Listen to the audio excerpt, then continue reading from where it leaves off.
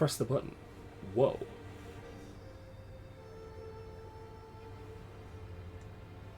Okay.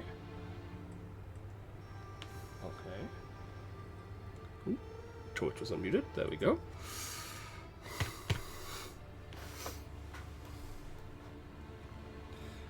There we go. We're live, and I've put the announcement in. Whoa.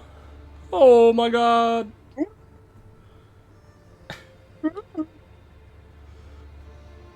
I'm done making that sound. That's good, because your mic didn't pick it up. Oh, okay.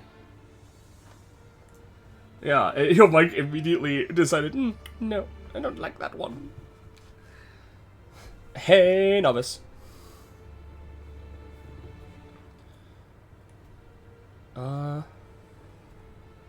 Yeah, we're just, letting people filter in if they want. It's just me and Rush. Little Matt.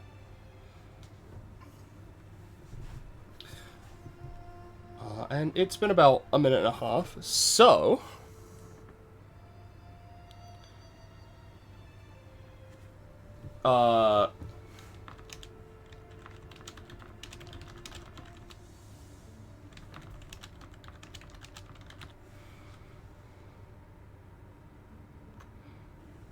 So...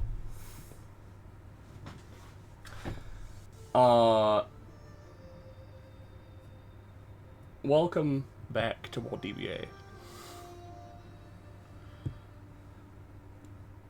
It has been, not that long, actually. We had a bounty recently.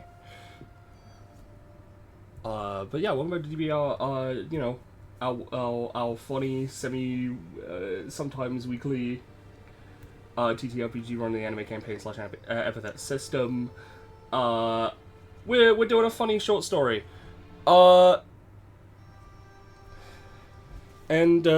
Basically, I'm just gonna get right into introductions. It's me. Hi, I'm Penny. I'm in player mode right now, so you know, you won't be able to see anything. But me and Roche have set this up. Have set this up because we wanted to do a little thing. Yeah. Yeah. You might even notice that we are literally in one of the Roll20s. That is because we've had this set up for such a while. Yeah.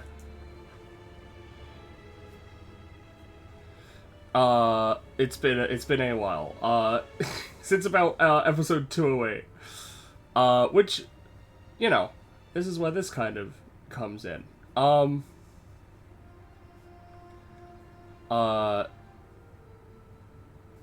So shortly after episode, you know, this is where we are. We're shortly after episode 208, which was Call of the Blade, where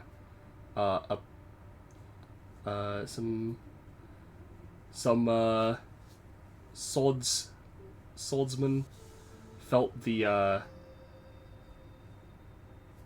strange pull from their blades to go and meet with, or to take them to a certain location, which had them meet with Ro, the god of swords. But it wasn't just that party that felt the call. It was, in fact,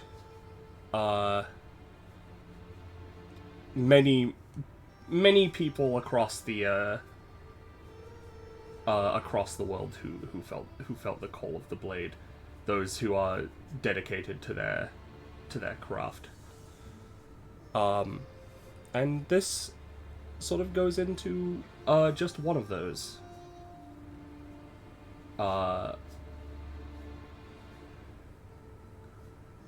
As as you'll soon see. But beforehand, if you want to see more, if you want to know when we're going live in the future, if you want to know more about Destruction Bench Agreement, you can join our Discord server, Fine Dining. Whoa, there it is in chat.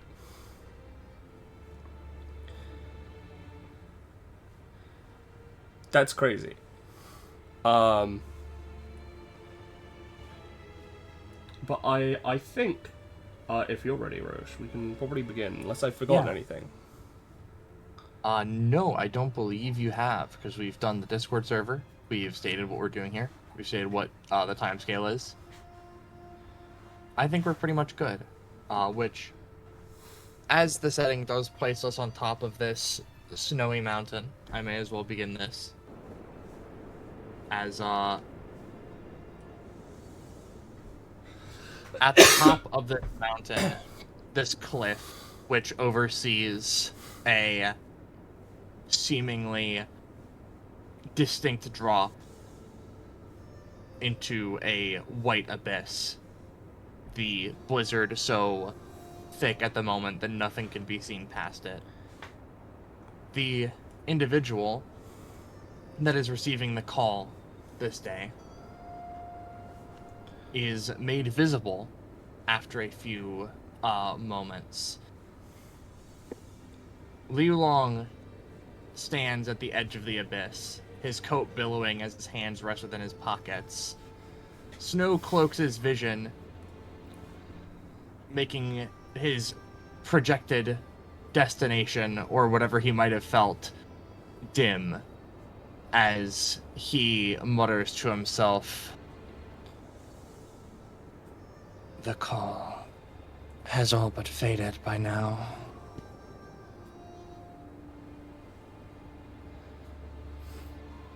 Did that get picked up, Yes, mind you? it did. Yes. Yep. While the call itself has faded, the vibration from their swords and their soul has not. Whether Lulong is aware of it or not, the call has formed a ripple in their soul as a swordsman, and that ripple has made contact with another.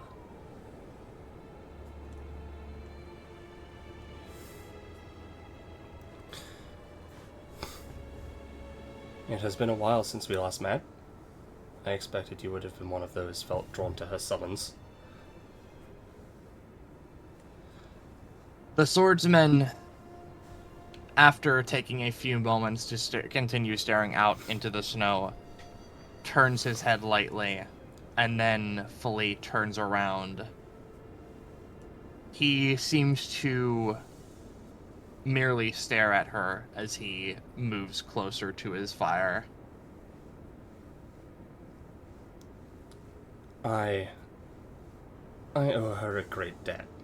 As such, I've come to test your worth with the blade, and determine the devotion you have on her behalf, so that you might reach greater heights.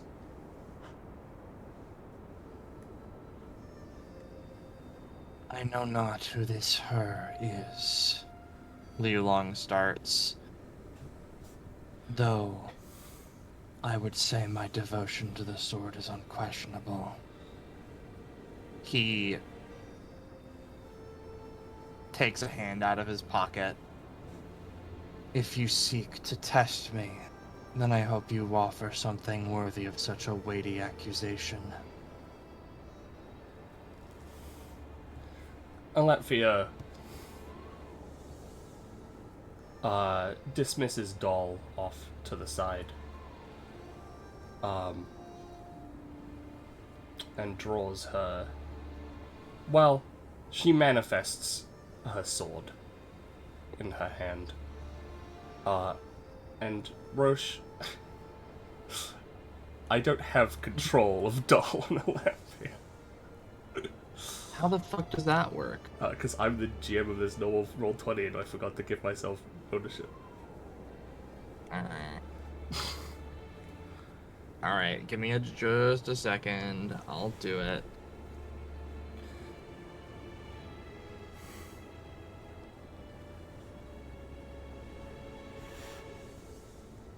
You You should have control over Latvia now, unless I do, yes. I have to place a new one. No, that's fine. Oopsies. You know how it is. Yep. But yeah, she manifests her sword out of her and points at Lulong before dashing forwards.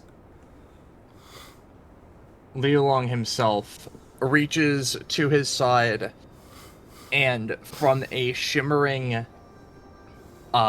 crystalline shape, he grabs on and he pulls out a far more generic seeming long sword, which he wields with one hand as he gets into a stance and rushes towards her. At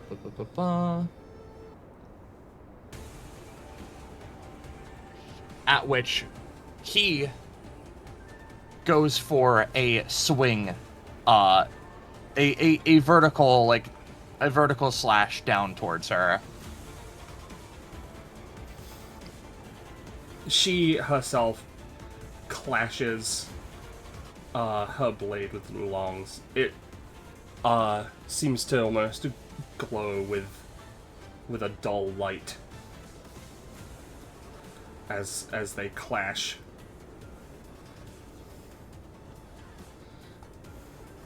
He dispassionately stares, seemingly putting force into the blow such that she isn't pushing him back immediately, but neither are budging in this clash, as after a moment he merely kicks up off of her, breaking the clash in that sort of a way, and he twirls his sword into a backwards grip. As Lulong moves backwards, Latvia herself makes some distance and pulls her sword into an EI stance. It starts to glow a little golden this time, as she dashes forwards once again, drawing it.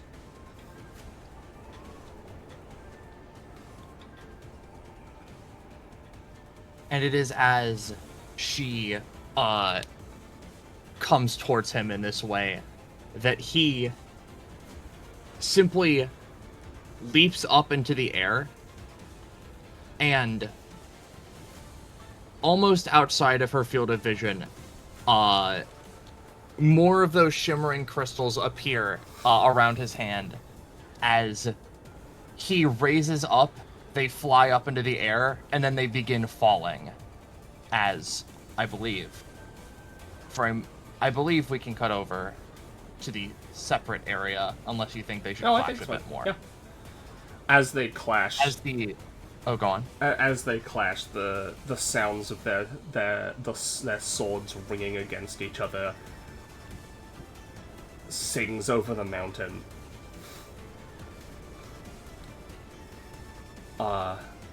We cut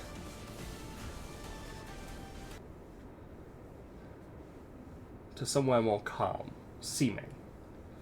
The sounds of the sword clashing can still be heard.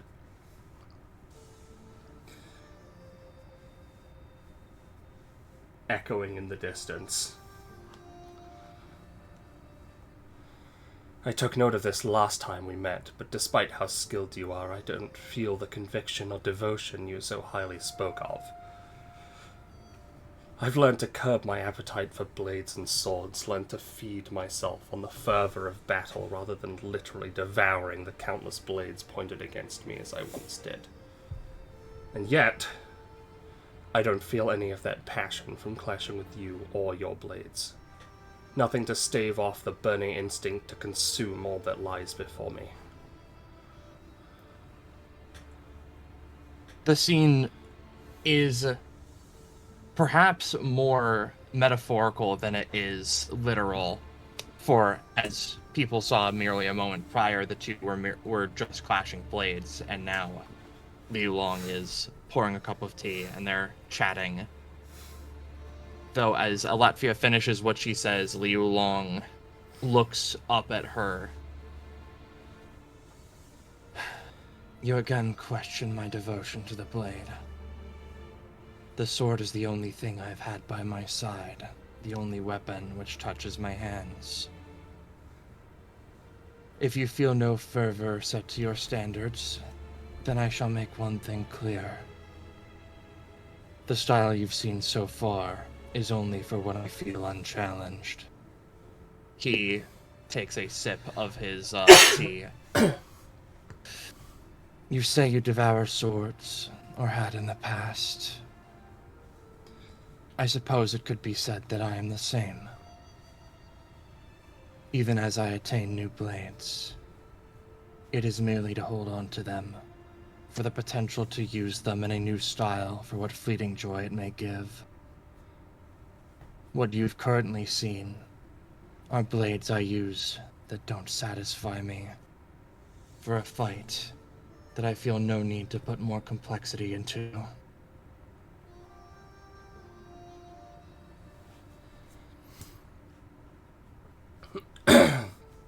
Latvia takes a sip of her own tea. The sound of metal on metal rings once again. I have met countless people who claim to be of the sword, yet neglect their weapons. Leave the swords they have honed to rot, forgotten in some storage, and thought of as just another blade and replaced by what they perceive to be something stronger, or even just as part of a collection. While I was sealed and left in that lonesome place, there were many who came to me to try and break my seals, but not for anything more than a meaningless trophy. You use many blades, but they feel empty, blank slates without purpose. Nothing more than a dull tool that has lost its identity. When Latvia mentions the notes of many people attempted to break my seals and take me, use me, etc., he was paying attention for that, but when she ends her statement, he almost immediately picks up with, "Is that not what they are?" He pauses a moment. I suppose so there is no misunderstanding. If I were to assume from what you said, you were once a sword yourself. Yet, you are different from these swords. Not just insofar as your form, but more particularly in the fact that these swords were made to rot. Swords must never rot, as you say, as even the most mundane one is useful. But these, mass-produced to fight, had no purpose save to be used in a war, discarded after it, or used by someone who knows not how to use them. They had no purpose beyond that, and in my hands, I suppose it's no different. You've not seen my other swords, but as I said, they reflect the same of me. Flickering intrigue which has captured my interest momentarily, yet remains as something that I can still perform. Yet not one is reflective of purpose, or oneself. Swords that are a blank slate, I would say, are reflective as my primary weapon. Nothing more than that defines me of current. He sets his teacup down and looks up at her. awaiting a reaction to what he said in particular. But more likely,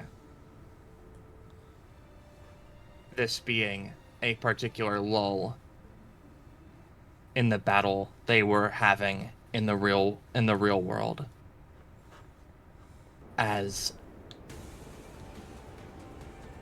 when we cut back, the mountain is far more battle scarred than before, and the result of Liu Long's previous act of throwing the crystalline shards up in the air are shown with numerous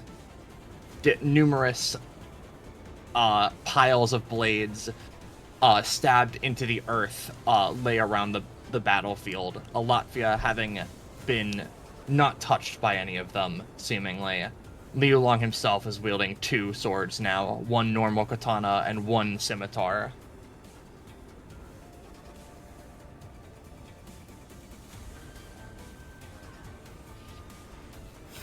Latvia herself is still just wielding her longsword, but this time it's wreathed in a red glowing aura and seems to be sparking with electricity. She herself seems unperturbed. This could continue for a long time. You say my devotion is not enough, and you judge the way I use these swords, and the swords you haven't seen yet. He twirls them in his hand. These blades have been more than enough for everything I've used them for, whether that be protecting my little siblings or just fighting. If you've decided you don't like the way I fight for the purposes of your sustenance, why do you still fight me? Latvia properly turns around and dashes towards Long, making a slash that he deflects and she bounces over him. As she goes for the slash, he even essentially seems to take the scimitar that he had in his other hand and discard it to slide around the blow, as he simply parries it and then drops it, letting it hit the floor as he dips around her and more actively gets around his field of blades. I owe the one who sent out the call a great debt, an unimaginable debt. So when I feel that that one who has the potential and ability to answer that call was wasting not only their own talents, but those of their swords as well, it aggravates me. You may use your blades well, but you are limiting yourself with wide and aimless searching. My reason for being here is not just to test you, but to give you a direction for which you can aim for. Liu Long does not appear to be angry, nor does he doesn't appear to gain any sort of emotion, even throughout the entirety of the fight. Though he places the hand that was once wielding the scimitar in his pocket as he looks up for a moment. Aimless wandering. Wasting my own talent and that of swords which had nothing left in them until they were held by my hand. He mutters, seemingly taking that interpretation of what she said. What possible direction do you seek to offer me? He looks directly at her. That of a wandering blade fiend, brought joy by nothing more than battling with the sword. That of a sword master who does nothing but orate the limitless potential of blade work. He shakes his head. My obsession with blades has only ever been seen as a waste of resources where I came from. If I wanted to become a crier of blades rather than any more practical modern weapon, I would have done so in scorn by now. He moves his hand out of his pocket to hold the katana in both. If you claim to know more than I what type of purpose I should aim for, then speak it rather than letting us stay in this standstill. He, gestures somewhat around as he says stand still. For what reason do I have to chase the advantage or hinder myself when this is not broken from any other battle? He readies himself in a stance. Alatvia's eyes focus a little more heavily. I can't tell you what your purpose is or what you should aim for. I'm not skilled enough to guide you towards that as a master, nor underhanded enough to deceive you as a fiend. But I will show you what I have been shown. A goal to aim towards, and a world you shall never reach should you remain as stagnant and aimless as you are. The air around Alatvia shifts. The snow around her starts to melt away as her expression darkens. And her frayed scarf begins to spark with purple electricity. This is the beginning, and all I can manage for now. Putting her sword to her side as they're ready to draw it, Alatvia makes a single slash. The snow disperses and a bright flash of purple and white engulfs the mountaintop. The only thing we see at this scene is Liu Long's eye flashing a bit further open as he raises his blade to defend against it, only for the scene to white out and cut to the aftermath. Liu Long kneels, having been in this position for a long time, the blade he was wielding broken, yet still held in his hand, downward, buried into the earth. Though buried is not quite the correct term for a blade, or for a sword which simply lacks its blade and is being held on by nothing more than a shattered fragment of what once was. He remains there for a moment, his outfit torn and frayed similarly, and blood having soaked through some of his outfit. A almost mortal blow had it not been for the strange companion of Alatvia's, which is at Liu Long's side.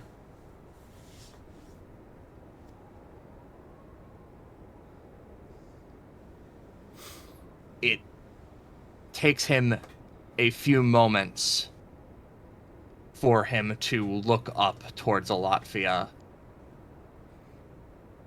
and more so than before, his eye narrows, as a most notable part of this scene is that all of the swords that Liu Long had placed down previously had been scattered to the four winds.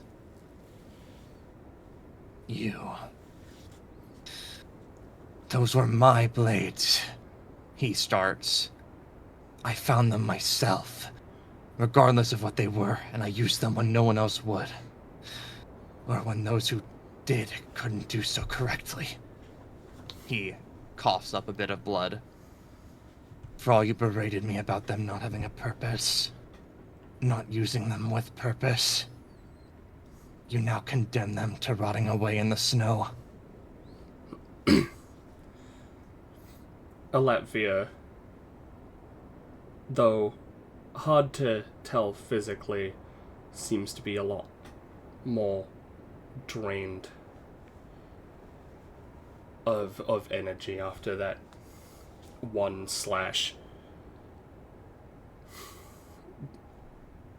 Her seems to relax partially. You will not find them at the bottom of this mountain. Your swords have been sent out into the world. They will find new partners, new wielders, and will grow beyond the stagnant path you've laid out before them previously. If you want them back, then seek them out. You and they are still connected. You will know when you see one.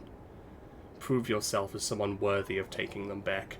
You've already traveled this world seeking your purpose before. Now travel it again, but this time to reclaim what you have lost. and find that which you never had, will likely be meeting again, Lu Lang.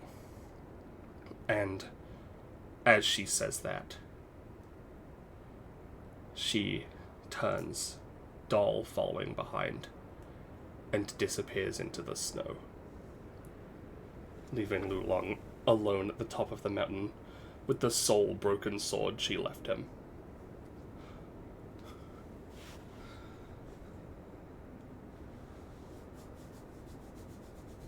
And as she leaves, Liu Long's head tilts down with his hair to obscure his unobscured eye.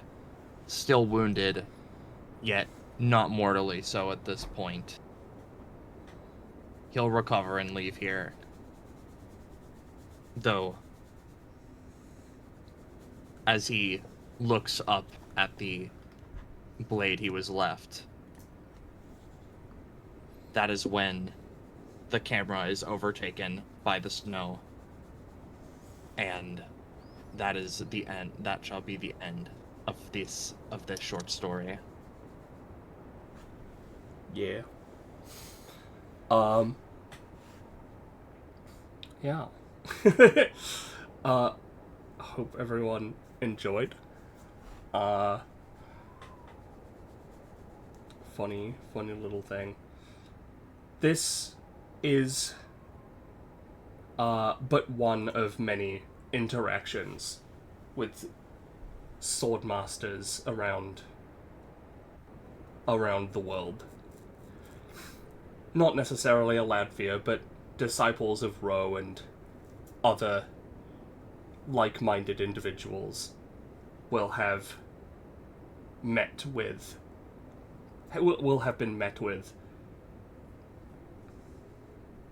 and their devotion tested, their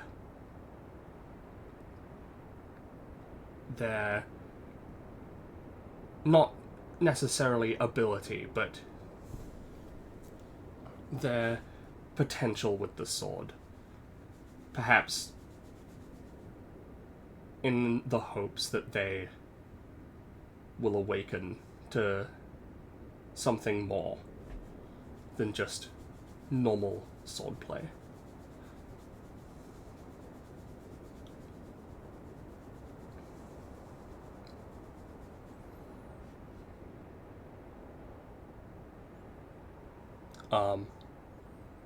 But yeah, no. That's it. It was a short story.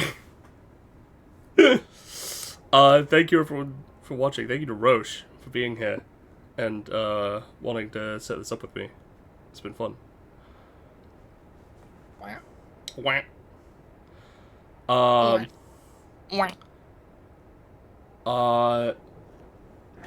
Maybe we'll see more of these little interactions in the future as little short stories. Perhaps not. Maybe.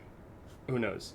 But yeah. No, this is just a little follow-up for episode 208. To show that, you know, it wasn't just the party that was called. It was a lot of people. People who live by the sword. And if you enjoyed yourself, and you want to know when we're going live again, or if you want to know just more about it in general, you can go to Discuss with Fine Dining. Whoa, there it is. Thank you everyone for watching. Thank you to Roche for being here with me to do this. Do you have anything you want to say, Roche, before we end it? Funny lizard. Funny lizard. Fair enough. But yeah, that's it. Thank you everyone so much for watching. Good night. Goodbye. Have a good night.